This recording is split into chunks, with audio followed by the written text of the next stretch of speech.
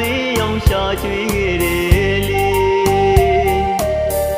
အခုဆိုရင်လေသားတွေသမီးတွေပြစ်ထားခဲ့လို့အဖေနဲ့အမိမကျင်ရခဲ့ပြီလေနာကျင်တော့လေမငိုခဲ့ပါဘူးဖေနဲ့အမေမိဘမြည်ရကြရင်သားသမီးတွေခံရမှာကိုတွေ့လို့ကိုကလေမျက်ရည်မကျခဲ့ပါဘူးလေ